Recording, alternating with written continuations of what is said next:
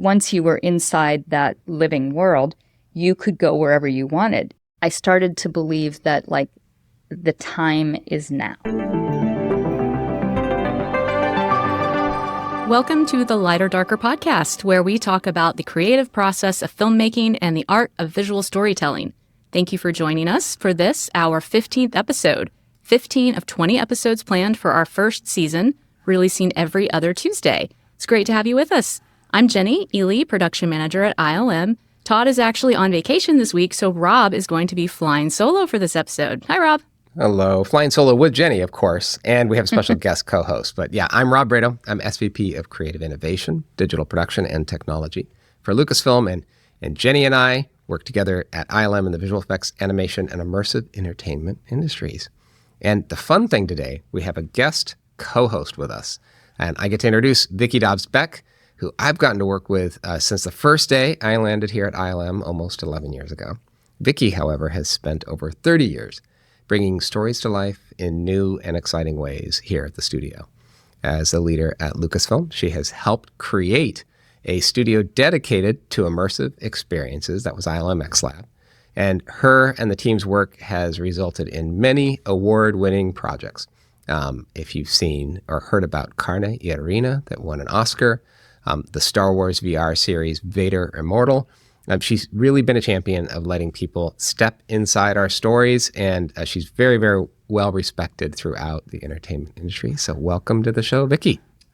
Thank you so much. I'm so happy to be here. This is going to be really fun. Today, we're going to take a couple questions from the mailbag, and then we're going to do one of our favorite features called Rejection Letters with Vicki, which will be great.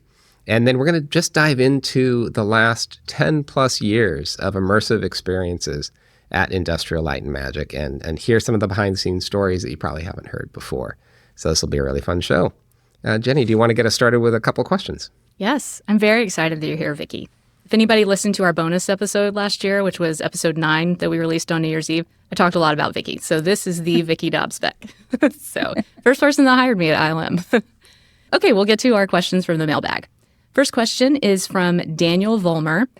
And Daniel asks, it seems that for large projects, often multiple companies are involved. Is there some sort of bidding process where you can bid on shots? Or does this division of work happen at the show side and they reach out to specific companies for specific parts?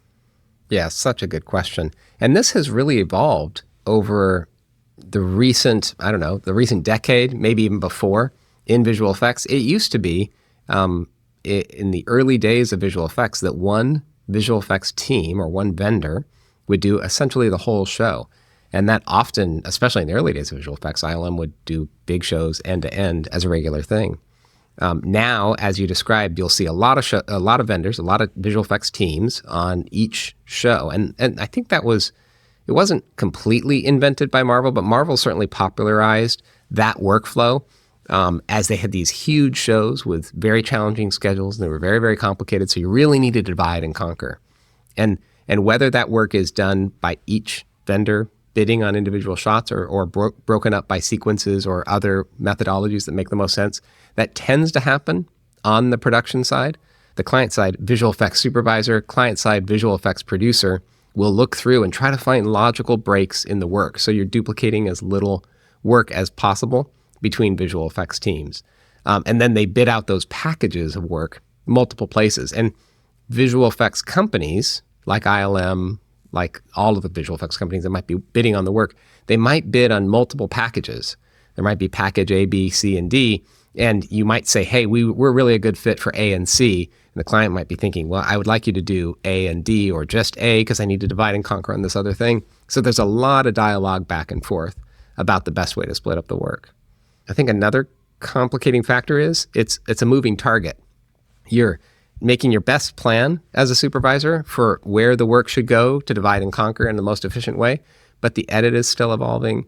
The movie is still evolving during that time. So everyone has to maintain a lot of flexibility. So that's when a lot more shot by shot doling out of the work happens in that visual effects turnover process and the visual effects assignment process.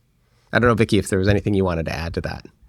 No, what's interesting is in the whole immersive storytelling space, it's quite different because we're controlling the project from concept all the way through delivery and support. And so we're actually the ones that are responsible for determining what work we can subcontract out, because oftentimes we need to do that we need the additional capacity, literally. But we're actually in the driver's seat. So that's been really wonderful. In an example like Carne Arena, most of that work, if not all of it, was actually done at ILM. Great. All right. Next question is from Nick Tierce. The Galactic Star Cruiser was one of the most transformative experiences I've ever had. Mythic participation on a Campbellian level, and the visual effects work by ILM was an outstanding piece of that magic trick. Could you talk about creating the visual effects for this experience and other immersive theme park projects? So much fun. We have exactly the right person for this one. Vicki, do you want to just dive in? I mean, what an amazing experience that was to work on.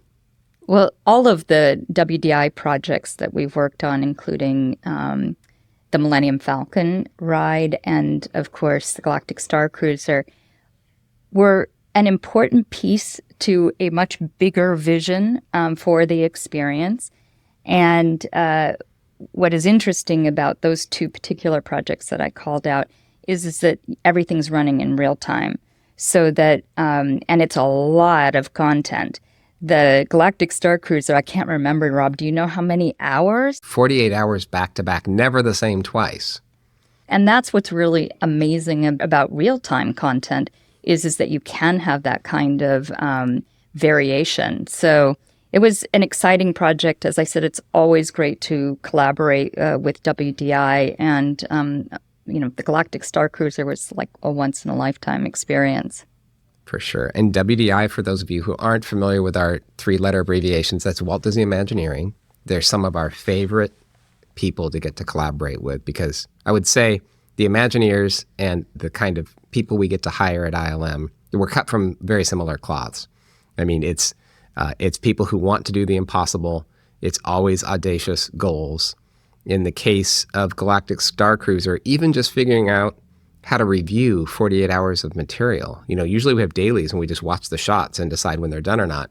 When it's 48 hours long, how do you break it up? How do you even review it? Some of it is happening during night, and it's, stars sailing by with a minimal keep alive animations, but you still got to check it to where it's right. And it's not just one screen on the Galactic Star Cruiser. There was the bridge, which was, I can't remember, 6 or 8 or 12 projectors. So that was a huge canvas. There were windows outside of the bridge, and then there were windows for every single room. And if you saw a TIE fighter fly across the port side of the ship from your room, you could, if you were running alongside the ship, you would see that TIE fighter fly through the side windows of the main foyer area and then onto the bridge in a continuous animation. It was completely seamless, even though it was being handed from one computer to the next over that whole experience. So it was really an immersive experience, that's for sure. Unfortunately, Galactic Star Cruiser isn't a ticket you can still get today, but for those like Nick who got to do it, it was really kind of a remarkable immersive experience. And we also learned a lot about that kind of storytelling, because the complexity and the interwoven storylines is really at the core of what we do on the immersive, on the XLab side of things. So that was a great opportunity to learn from that. That's great. Well, that is a great segue to kind of how people got started, and learnings in early days. Although I guess the Halcyon experience wasn't particularly early days. That was well into our immersive team's experiences. But we love to talk about rejection letters. And what we mean by that is that time where a door closed in your face. Certainly at the time it was disappointing, almost sometimes even seems like earth-shattering. And then with the benefit of hindsight, you get to see that closed door actually led to this, which ended up being exactly what I needed for my career. So especially for people getting started, this has been very popular to hear these stories. So thanks, Vicki, for being willing to share your rejection letter with us, whatever that means. I was thinking about this the other day, and it actually still gives me heart palpitations because it's such an intense experience. But I went to Stanford Business School a long time ago, well over 30 years. And at that time, almost everyone went into either investment banking or management consulting. So I thought I should be a management consultant. And I knew a lot of people who were. So I signed up for the interview process on campus. And my first interview, this is for a summer job in between the 2 years at school. And it was with McKinsey and Company, which is a very large, very prestigious management consulting firm. And the way that they do these interviews is they give you a case study right on the spot, and you're supposed to sort of talk about how you would approach it. And so they give me the case study, and it's about a car manufacturer, and they have a carburetor problem. And I didn't even know what a carburetor was. And I tried to fake my way through it the best I could. And it was a disaster. I literally think I just cut the interview short and was like, thank you very much. I don't want to waste either of our time. I had a second interview with another management consulting firm, Bain and Company. And so McKinsey and Bain are your first two interviews. My first two interviews. Yes. I happened to know the person who was interviewing me at Bain. And after we were talking for a while, he just said, Vicki, you seem like you have so much of a creative spirit. Are you sure you want to go into management consulting? And we talked a little bit more, and he said, I'll tell you what, you go find a job for the summer that is more creative. And if after that you are convinced that, you want to be a management consultant, then let's talk about a full-time job when you graduate. Well, Wow. Honestly, that combination of those two experiences was life-changing for me, because I ended up, first of all, I volunteered to work for free at ILM, and they turned me down. Another rejection. I think it was because they thought I was going to be too much work. But I had made some suggestions about projects I thought I could help them with. It did end up helping me in the long run, but I worked at the San Francisco Ballet for the summer between the 2 years. And I was absolutely convinced that, in fact, I should be pursuing much more of a creative path. So it was a door closed, or several doors closed, actually, and another one opened. That's amazing. I cannot see you at McKinsey or at Bain, like knowing Vicki's personality. Vicki, like in general, when those consultants get invited into a company, it's to make cuts, right? It's to find efficiencies. It's just like brute force numbers. And Vicki is like the most optimistic, finding the blue ocean, looking for the new opportunity, building expansion, new plans. Like it's almost the opposite of what at least I think of when those companies, maybe that's a misconception, but certainly when they have been involved in companies that I've been there, it's almost always been about headcount reduction. So I can imagine that might not have fed your soul in the same way as what you've been building here. 100%. There's so many people that have come on the podcast and their rejection letter is ILM. I think you're the first person that volunteered to work for free and got rejected for ILM. I know. Nobody can believe it. How did you get your foot in the door at ILM after that summer? So I actually had my foot in the door before summer. Okay. But that was when I thought I did want to try to pursue those nightmare interviews with McKinsey and Bain. Happened quite a few months before summer, because that's the way the cycle goes on campus. So I had a number of months between those interviews and summer to try to land something. And I actually saw an article in the Stanford Daily about Walt Conte, who did I think, the whales in one of the Star Trek movies at ILM. And I was like, okay, he went to Stanford a year ahead of me because I also went undergrad. And I was like, I have to know someone who, we must know someone in common. So I sort of networked my way through that. And eventually, Walt got me to Rose Degnan. And Rose was the one that I offered to work for free, and who turned me down. But she later was the one who hired me for a full-time job. Great. So what was your very first job inside of ILM or Lucasfilm? It's actually kind of funny. I was a marketing assistant, and I walked in the door, and Rose said, do you know anything about writing or doing a marketing plan. And I said, well, I do. I just graduated from business school, but I don't really know anything about this industry. And I said, do you have a business plan? And she sort of looked at me blankly, and I said, well, something where it's like got the trends and the competition and, 5 years of financial estimates, et cetera. And she said, no, we don't have that. And I said, I'll tell you what, you tell me who to interview, and I will interview them. I will write a first draft of a business plan. And even if I'm 100% wrong, at least it's something for people to react to. And so that's what I did. So apparently I wrote the first ILM's first business plan right out of Stanford Business School. That is awesome. But then Lucasfilm started moving me around the company because there were a lot of startup activities happening at that time. And the way Lucasfilm did it back in those days is they just started by doing it. And so I was always like running behind trying to figure out whether these businesses were sustainable. You were making business plans for businesses that already got the green light because it was George's company. George Lucas could just start whatever he wanted, right? That's right. And then they just wanted to know was it sustainable. That's and amazing. We did some really amazing early immersive location-based experiences with the Evan Sutherland's flight simulators and that kind of thing. So as with a lot of things at Lucasfilm and a lot of things in my career, we were quite a bit ahead of our time. Yeah. So what were some of those? This would have been a little more than 30 years ago. This is pre-Pixar splitting off from ILM, I imagine. These are some of the businesses that have now grown into giant things or ceased to exist under Lucasfilm. What are some of these businesses that we have or haven't heard of that you were writing business plans for? Yeah, well, I think the one that was my absolute favorite and really did change the trajectory of my career was Lucasfilm Learning. It was a small team that rolled up into the person, Steve Arnold, who ran Lucasfilm Games. This was even before it was called LucasArts Games.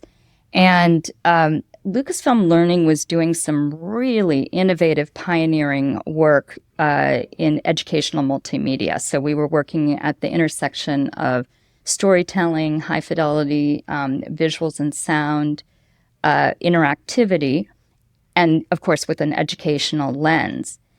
Back then, you did it with a computer-driven Laserdisc player. So this is even pre-CD-ROM. That's amazing.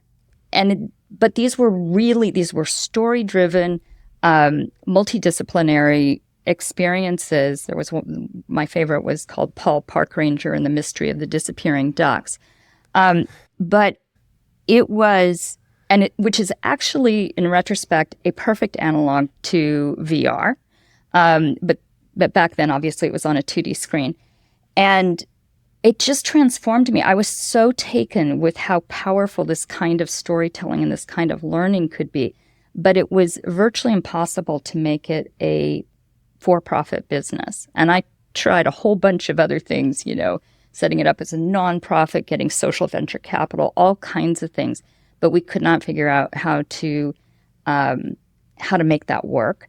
And so in the end, I had to shut down that division, and we rolled what we could into Lucasfilm Games. And then I was still so taken with both transmedia storytelling and then this interactive storytelling that I actually left the company for 4 years, did independent consulting. Ironically, I worked at Disney on a long-term contract for about 18 months, and then came back to ILM. Wait, before we go too much further, I want to go back to the ducks and make sure people are getting a sense of how this was made, because you described it being on Laserdisc. And I'm guessing here a little bit, but I think it was a little bit like the Dragon's Lair video game that some people may have seen. This is like, I don't know if it's Choose Your Own Adventure, you tell us, but you were using Laserdisc so you could skip to different parts of the video to tell different parts of the story interactively, right? Exactly. So actually, there's something that's really interesting even about how this was created. It was initially a prototype. And we had a high school design team who was paired with a professional design team. And they were creating a prototype for a life sciences interactive experience for middle school. So who better to know what middle schoolers would like than those who had just been in middle school? And they were actually the ones that came up with the character of Paul Park Ranger and the idea of a mystery. So the actual experience is you arrive at Paul's cabin and he's gone off to solve some other environmental mystery. And now you're in Paul's cabin and it's a very literal interface. So, you could click on the video player and select video and it launches off the laser disc. You could open the file drawer and pull out files, and then there would be information. So what you were supposed to do is help Paul solve this environmental mystery. Why are the ducks disappearing? And there was actually no right or wrong answer. The whole goal was for kids to develop a hypothesis about why this was happening and then support it, which is another idea I love, that sort of critical thinking, again, multidisciplinary facet. So I said that it was sort of an analog to VR because, now in VR, we can put people in an environment. So we could be in Paul's cabin. We could have accessed all of that information, had those same kinds of interplay, but doing it in VR. So, and we were actually working with almost all the projects we had done back then were in partnership with a content owner. So in this case, it was Audubon Society. So that's where the content came from, the video content. And in that era, like a random access video was not something that was universally thought of as achievable. I mean, this is the same era where Edit Droid is being prototyped with an array of Laserdiscs so you can non-linearly edit a movie before that was possible, because the alternative before that was literally cutting film, cutting negative or cutting work print to make your film. So this is early days of interactivity, early days of multimedia. Transmedia was literally a brand new term at the time. Yeah. No, it was, the hard part about it, honestly, is it was a clunky setup. It was you had a large computer, you had a laser disc player, you had to connect everything. Yes. And we just couldn't expect schools to be able to set up and support that kind of what was quite a difficult technology setup. I used to actually go around and speak about this. And since I was most often traveling by myself, all the cords that I had to do the setup were color-coded so that I made sure that I could actually, get the right cord in the right place in order to be able to do that. That's a heavy checked bag with a full-size Laserdisc player and a computer of that era. Oh, yeah. But this is really interesting. Your career has continued to be on the cutting edge, even though the hardware has gotten smaller and now it fits in a headset that fits on your face. But it's always been breaking technology, brand new, late breaking technology that you've been working on storytelling. That's been a consistent part of your career for the last more than 30 years. It absolutely has. And for a while there, I was, when I came back to ILM, I was doing more traditional kinds of roles in strategy, operations, etc. But I was always waiting for that convergence of the technology so that we could get the high quality visuals that we were seeking, but we could do it in real time and it could be interactive. And so that was when ADG first formed, which was sort of a rebel unit that was a mix of people from the games team and ILM. At the time, Kim Libreri, who's now CTO of Epic, was there, and I was quite inspired by his vision, and we both believed that real-time technology was going to transform entertainment. And that's when I started to feel like, based on some of the stuff that we were seeing and things you were involved with, like Trials on Tatooine and even Droids on Tatooine prior to that on the iPad, I started to believe that, like, the time is now. After all these years. So the funny thing about, my career has been timing is everything, and I haven't always had the right timing. Because what I was doing back in the Lucasfilm learning days, like I said, was about 30 years ahead of its time. Before its time. But when I joined almost 11 years ago, I think I had been in the building for 14 minutes before you were in my office, because I think you found me early, and you knew that I had been a CTO somewhere else, and Kim had introduced us, I think, early on in my interview process. And I thought I was coming in to be a visual effects supervisor. And I think 10 minutes later, you had drafted me to help run ADG. And then you had a vision for making a production, like create a production unit. And we started what became known as ILMxLAB together in those early days. That was such a fun time. It was funny. I literally just about kidnapped you because because Kim was leaving to go to Epic, and I so believed in this vision and the potential, but it needed a leader, and it needed someone who appreciated and understood that. And I was like, "Hey, Rob, I hear you're really interested in like cutting edge technology. Let me tell you what we're doing." And the rest is history.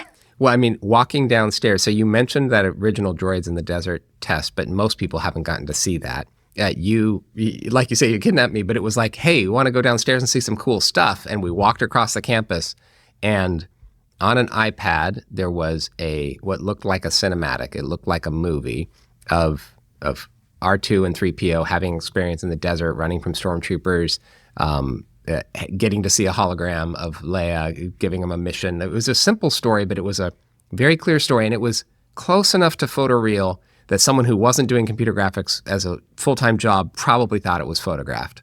And then on that same iPad, you could hit pause and swing the camera around with a single finger, and you could look at the scene from any angle, you could change the lighting, you could change the weather, and all of a sudden, you were realizing you were looking at a game, but it didn't feel like a game. It felt like live cinema, and that was a game changer.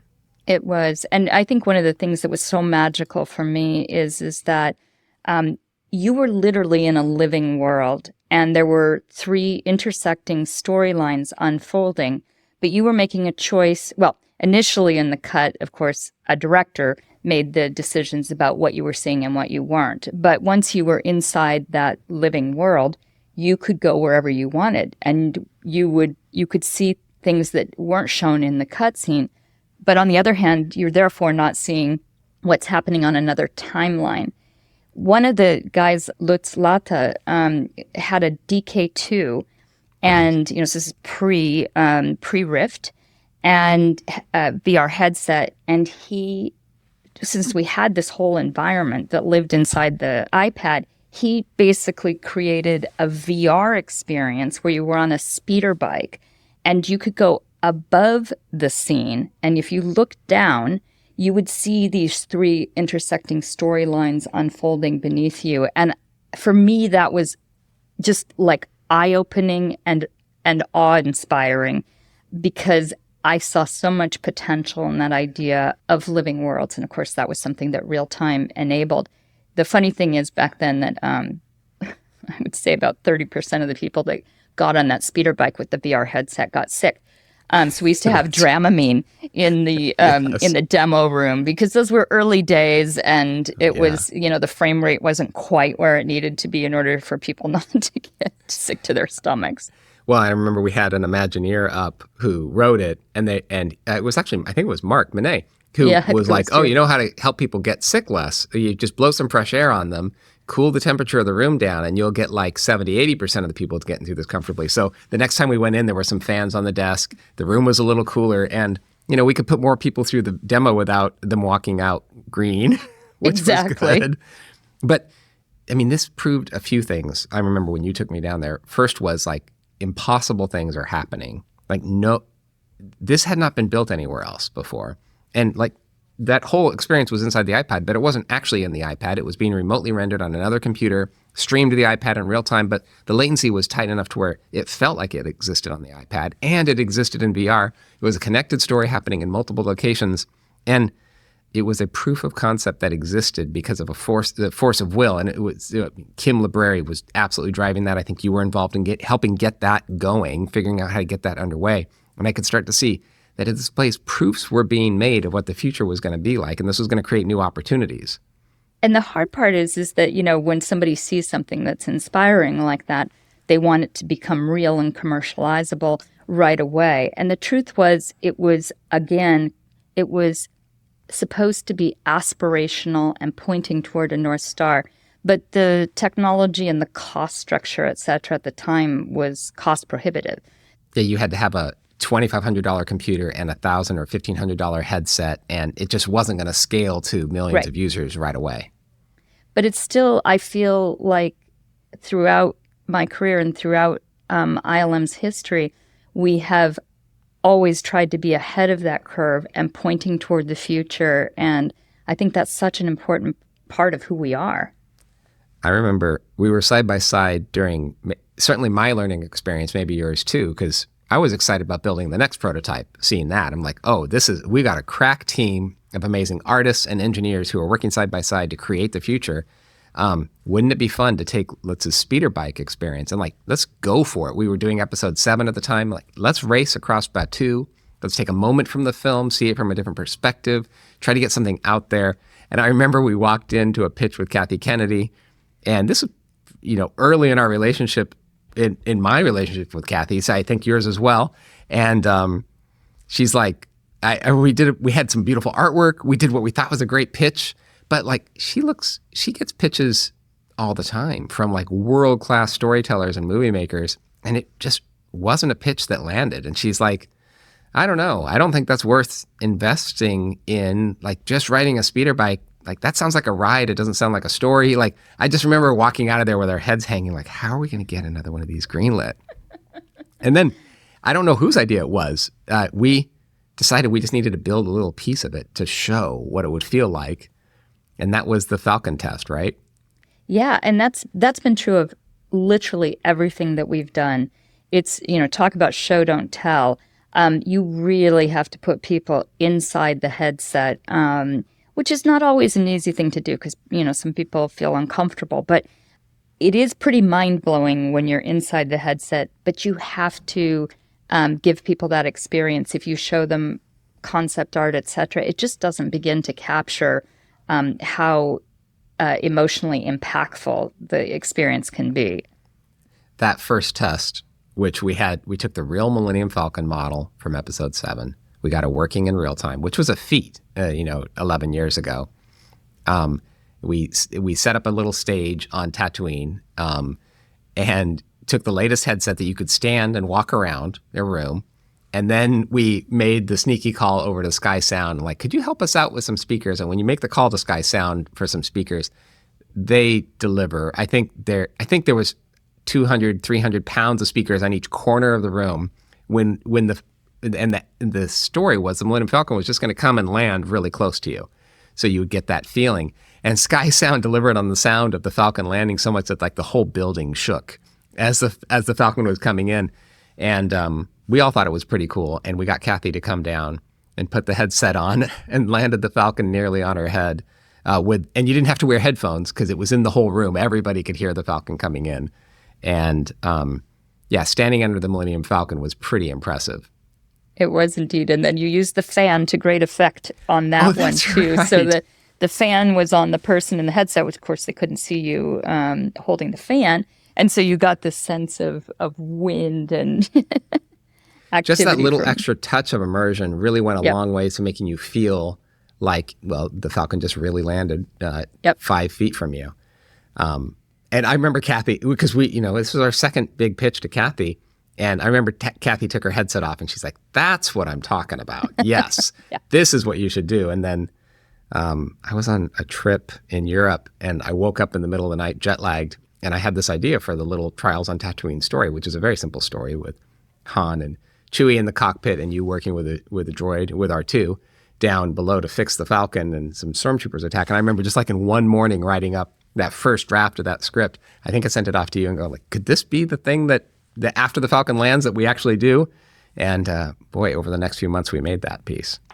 Well, and if you'll remember, one of the things we learned is, especially at that time, VR was so new and it was so like your senses are almost overwhelmed that we actually had to cut out a lot of dialogue. And that was true also with Vader Immortal and our other experiences, is that you can't assume that you can have the same amount of dialogue that you have in a film, for example, because there's so much other sensory experience happening around you. Sometimes you won't even hear the dialogue. It was such a smart note. It was Kiri Hart who came down and gave me a line-by-line edit of my precious dialogue, and I was so proud of it because I thought it sounded so much like Han Solo, and he was talking to you, and it felt so experiential. But she struck so the way the experience works is it's Han and Chewie in the cockpit, but you're below the Falcon, right? So you're hearing them over comms, which is a fun conceit in VR. And you're down there with a robot. And Kiri very smartly struck every line where they were talking to each other, because there were things happening in the cockpit. But she realized that the experience was about you having your experience. So she struck every line that wasn't directed at you and then left dead air. And I was directing the piece, and I was thinking of it from a movie editing sensibility. I was cutting out all the dead air because it seemed like it's not the way you'd cut a movie. And she wisely said, do a version where you leave the dead air in, let you experience more of it, and get rid of everything where they're talking about this imaginary space that you can't see, because this was early days in VR. You're already imagining that you're standing under a Falcon. And then to go one more layer deep of Inception and imagine the virtual Han and Chewie in the cockpit that you can't see was a lot to ask someone who wasn't experienced in VR. And to Kiri's credit, Kiri's a genius. We took those out, and I remember trying it the next morning, and everyone went, oh, it's like 10 times better. Yep. So fun to get to work on some of those early experiences together. But that's not where it stopped. That was actually the very beginning. That's when we decided it's time to hang a shingle. It's time to have a brand, which was an experimental brand that we thought maybe would last, I think we said 3 or 5 years. And here we were 10 years later, merging it completely into ILM most recently. But that was just you hit the ground running after that with the team and making these immersive experiences. Well, I think Trials on Tatooine was such a solid start. We learned so much from that. It gave us confidence. And it was something to show people that were thinking about this new medium. And one of them was Alejandro Inarritu. And he had this vision for a piece that ultimately was called Carne Arena. It was about a group of immigrants crossing the border from Mexico into the United States and getting caught. And the great thing about Alejandro and this piece is he had seen Trials on Tatooine, and we had also done some tests to sort of show him what this could be like. And he envisioned that piece as what I would call a VR first. So it was never conceived as a short film or in any other format. It was really intended to be in VR. And I really believe that that is why it was so impactful.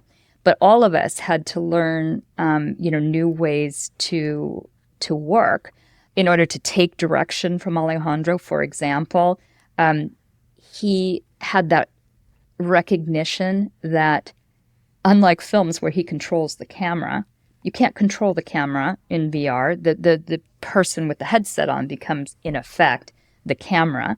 And so you can't control where they look, and you can't control where they go, but you can guide them as best you can. So, you can use sound, you can use triggers, you can use light and other means in order to help sort of try to push people in the direction you'd like them to go.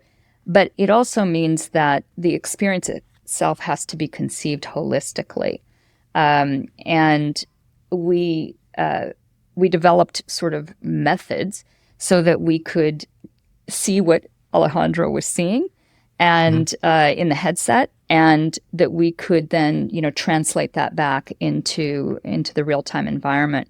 But we did this little computer graphics or computer simulation where we tracked where the characters were in the story and where the people who visited went. And literally everybody was looking everywhere. And that's exactly what you have to be prepared for when you design for VR. But it was the story itself, the scene, the characters were so powerful that it was only 6.5 minutes. It was the centerpiece of a museum installation, but it was only 6.5 minutes. But it created an sort of extraordinary emotional impact on people. Well, and it was a centerpiece of a much longer experience, right? Because there was a you had to get ready to do it. You were wearing a physical backpack, which was a perfect comp for putting you in a situation where you were going to be journeying through a desert. I think, at least in that original installation, they installed sand on the floor, and you were barefoot, so you actually felt like you were walking across the desert. As you're in your headset, you're seeing the desert and you're feeling it. The photos from the installation were incredibly beautiful because it's this beautiful orange line of light. So even if you're not in the experience and you're just watching people go through it, it's a beautiful installation because it can only handle so many guests per hour. It's a relatively limited number of people that can get through there. And then afterwards, I think there was was it beginning or ending with a different temperature experience? The beginning was very cold, and there was a locker room with lots of shoes, discarded shoes. And essentially what I believe happens is that when they take people into custody, they take their shoes so that they can't run. So you go in and you leave your shoes there also. Then you go into this huge room. It was 50 by 50. So you're barefoot. There's sand. It's also quite cold in there. It's like the desert at late at night or early in the morning. And then you do the VR experience. And then when you come out of that experience, the sort of post-show, if you will, is all of the people who had actually played the different parts, with motion capture and so forth. They were all truly immigrants who had crossed the border, and their individual stories were in sort of a photo display at the end.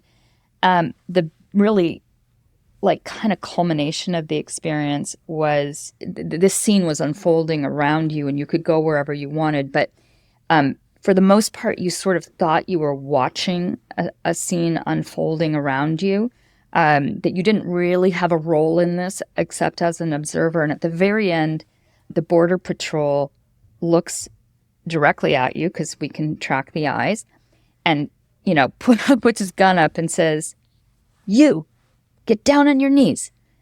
And at that moment, you realize, well, you're not sure, actually. Some people look behind them, and, there was no one there.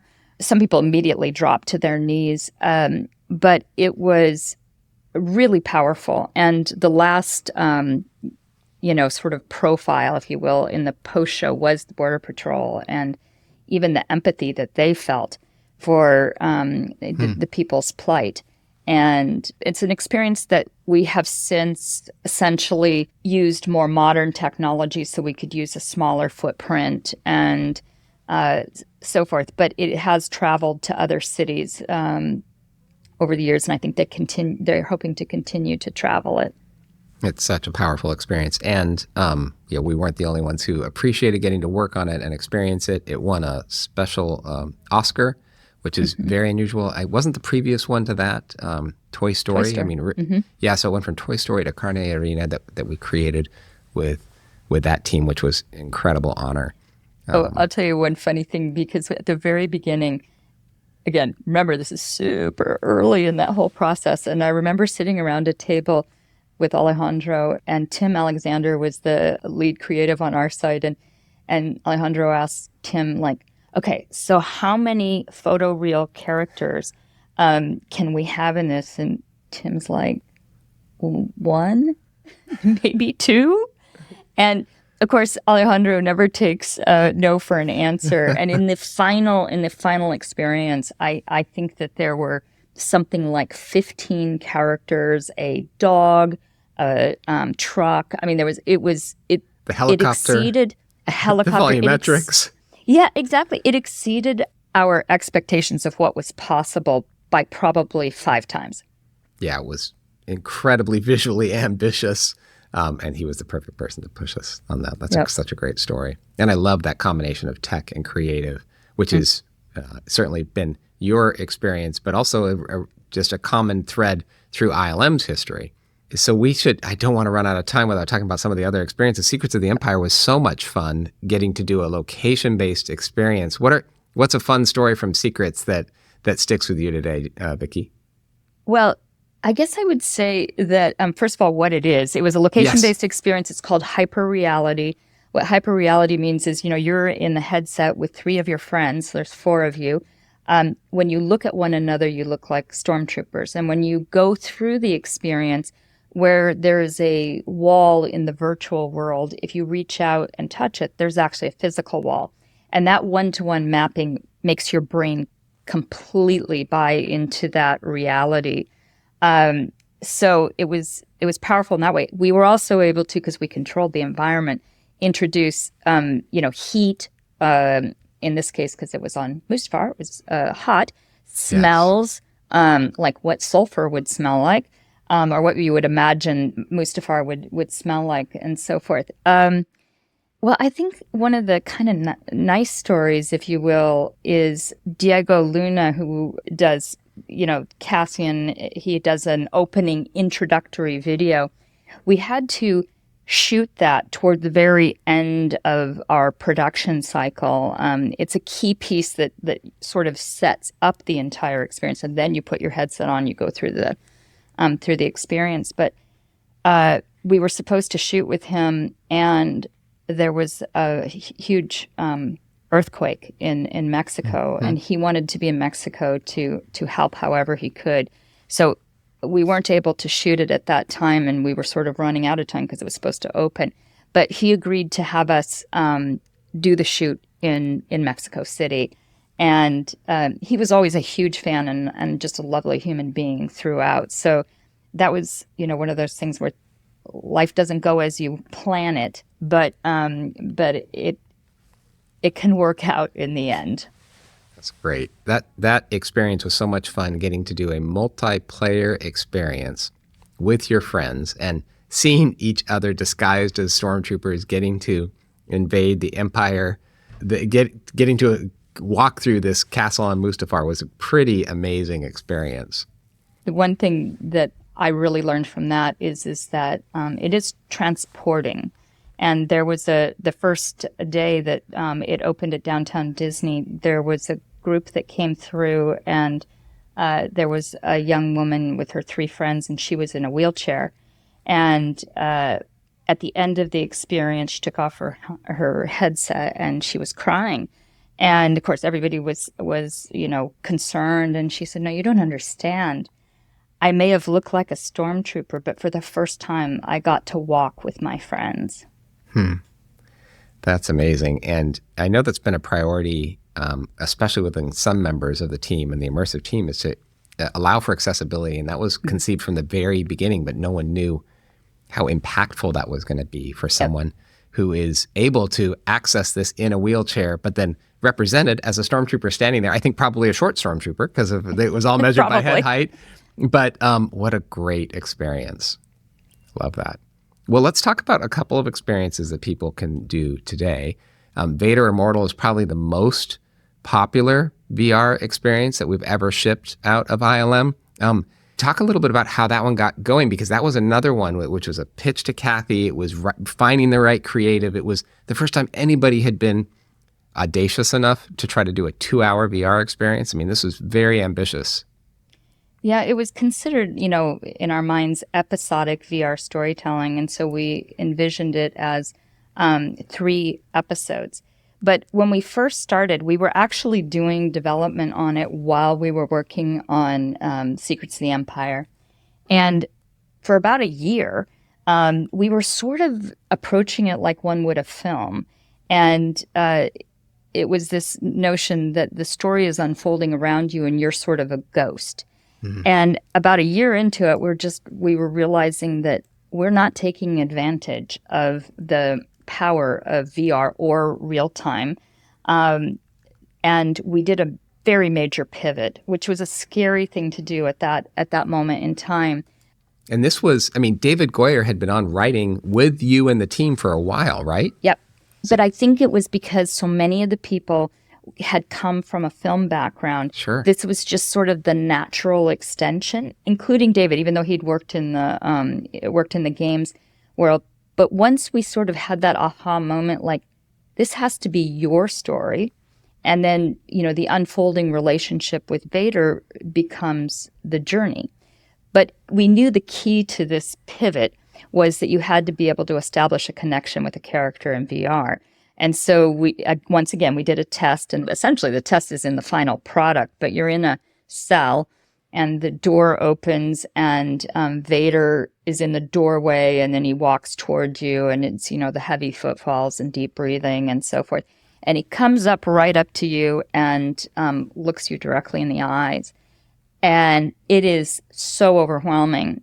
David had actually written some lines of dialogue that Vader delivers, and almost no one heard it because they were just so overwhelmed by his presence, by his size, by being in a room with him. But it completely confirmed for us that you can actually establish a connection with a character in VR. And so that was really the key to the experience. If you haven't gotten a chance to try Vader Immortal, it is, where can people play it today? Where can people experience that? And it's even in the very first chapter that you get that first moment, right, Vicki? Exactly. And it's on the MetaQuest store. And it's also, I think you can still get it on PSVR as well. Great. Yeah, that is quite an experience. And even if you just do the first chapter, you get quite an experience. But if you do all three, it's nearly 2 hours of experience all the way through. And there's a lot of fantastic writing, storytelling, seeing things in the lore. For Star Wars fans, it's really fun. But even if you're a casual Star Wars fan, I think getting that first-person experience in these giant environments, it's a really great way to experience a new place. Yep. It's so fun to watch someone do that experience. I mean, when we would do demos of Vader Immortal for people, like you said, that Darth Vader scene's very early on, just you don't even see what they're seeing, but you know what scene it is because almost everybody takes a step back or takes a swing. I mean, you can just tell how impactful it is and how real it feels. That's one of my favorite moments to watch people experience is that Vader moment in Vader Immortal. And of course, you get to wield a lightsaber. Who doesn't love doing that? That's right. That lightsaber dojo is super, super fun. Well, for the sake of time, we'll skip a little bit over Star Wars Tales from Galaxy's Edge, which is a really great story and kind of gaming experience. It's got both mixed in, a lot of fun, and also available still. But we should skip to What If, because it's been recognized now with a couple of awards. It's was certainly as ambitious as any of the things we've been talking about on a brand new platform. Talk a little bit about getting that one underway. That's a crazy story. It is a crazy story. So What If an Immersive Story is actually designed for the Apple Vision Pro, but it is tied to a Disney Plus streaming series called What If within the Marvel universe. And the conceit is basically, well, what if, Iron Man was bad or something, whatever. It's all those kinds of speculative stories and in the multiverse. So it was really the perfect IP for our first foray into mixed reality. So in mixed reality, that term has evolved a little bit over time. But in today's use, it means you're able to fluidly go between VR, full VR, where you're fully in an environment, to AR. So it's, digital imagery in your world, but you see your living room around it. So because Marvel can exist in our world, and because it was this idea of a multiverse and so forth, what we decided to do was make you the hero. And it was more than anything, it was like an interactive episode. So Apple Vision Pro was in development. We knew at a high level what its capabilities were going to be. But it was a brand new, very groundbreaking platform. And so we had to do a lot of development, sort of simulating what we thought it was going to be like. And that's a challenging development process. We had to do the same thing on Vader Immortal because we were actually a launch title for Meta's first Quest platform, which was a tetherless platform. And of course, that's why the lightsaber was so powerful. So What If is about a 1-hour experience, and I think sort of broke boundaries in so many different directions. But one of the things that I think was really sort of magical about that experience was it starts out with the watcher coming into your living room. And even the opening sequence with the Marvel Studios logo you're like, wow, okay, this is something new and different. I haven't ever experienced Marvel in this way. I love the fact that the fidelity on the device is fantastic. And then there's a style to What If. It's based on the same style that we've seen in the TV series, the animated TV series. It's beautiful, but it's 3D in your world, which you haven't gotten to see before.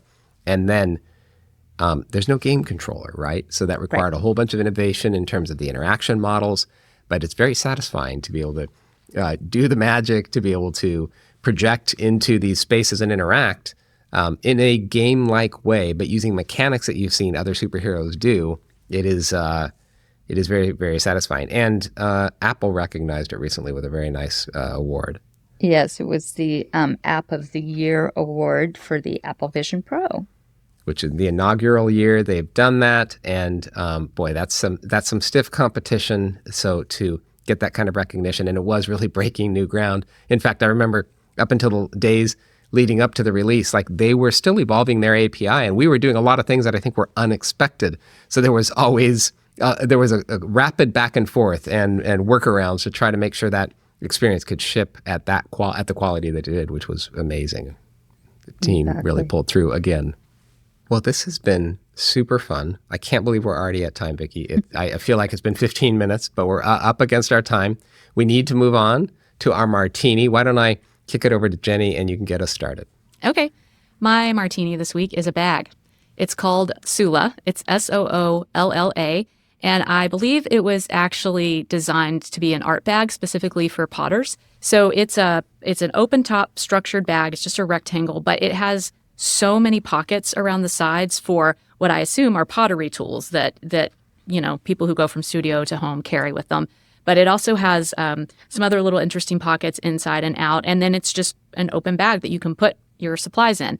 I don't do pottery, but I do carry things around my house like books and journals and notebooks and highlighters and markers and things. So I am now addicted to this thing. I carry it all over my house. I have every highlighter, marker, pen that I own, and pencil sharpener, stickers, journal. I usually read 2 or 3 books at a time, comic books, and I can just take it to whatever room I'm in my house. So I highly recommend this thing. It's very versatile. I think you could use it for anything, paint supplies, pottery, whatever. So I'll link it in the show notes. You can get it. It's canvas. It comes in a ton of different colors, but it's very versatile and almost the perfect bag, which is quite an accomplishment for me. That's impressive. That's my martini this week. Great.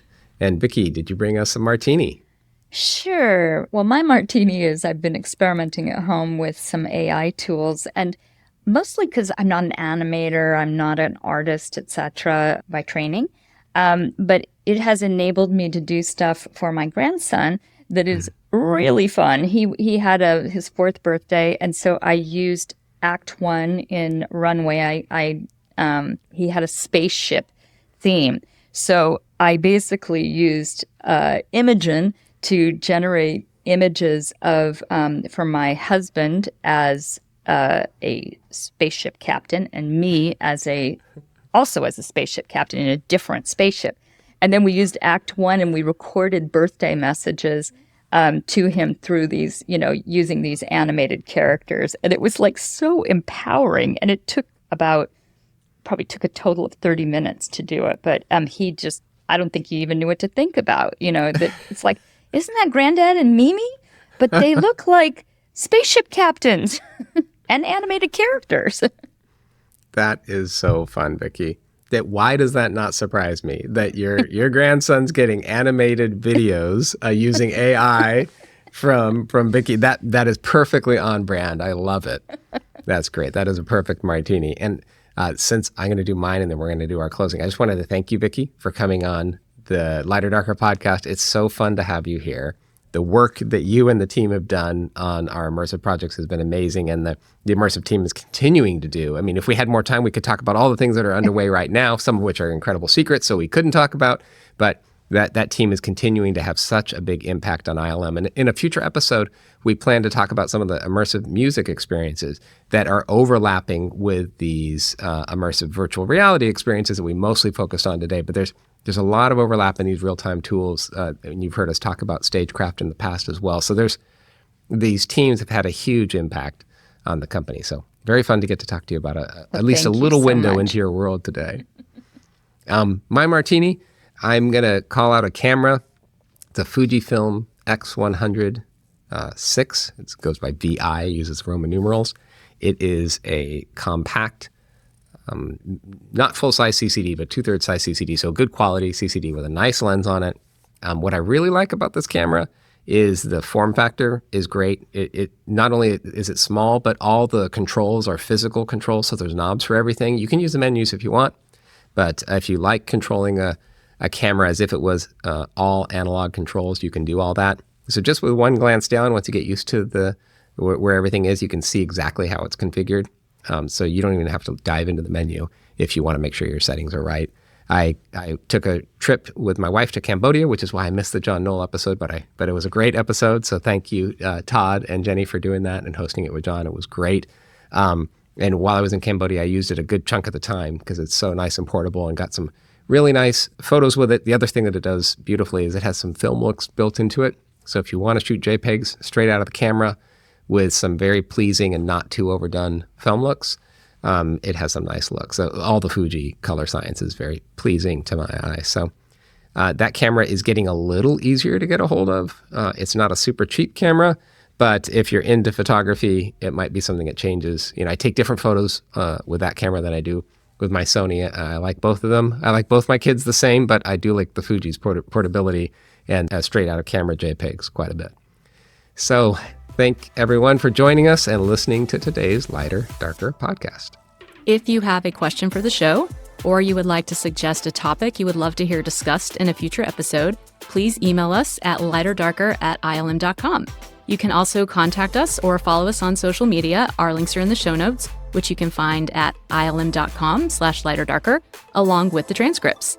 If you like the show, like and subscribe, leave us a comment on YouTube or review on Apple Podcasts, and let your friends know about the show. Thank you to Industrial Light and Magic for hosting the Lighter Darker podcast. The show is produced by Rob Rado and myself, Jenny Ely, and today's episode has been edited by David Dovell. And we want to thank ILM's PR team, led by Greg Gresby, who work behind the scenes to help make this happen. Thank you for listening to the Lighter Darker podcast, and until next time, may your pixels be both lighter and darker.